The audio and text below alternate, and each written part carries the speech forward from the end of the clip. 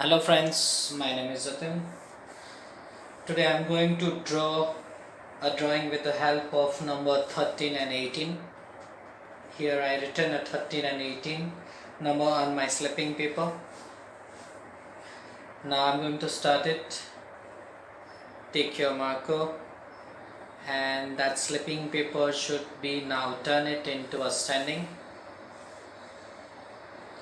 Here I am going to make it a Doraemon with the help of 13 and 18. Here one small eyes inside, same thing here. Here nose attached with the eyes. Here a nose line. Here a broad lips. Here its mustache, which is going in slanting, slipping and slanting line.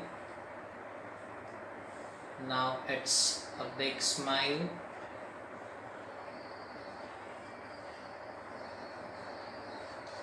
This is a tongue with the help of 3. One curve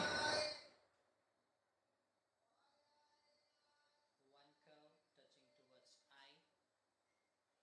Same here downside. One big curve.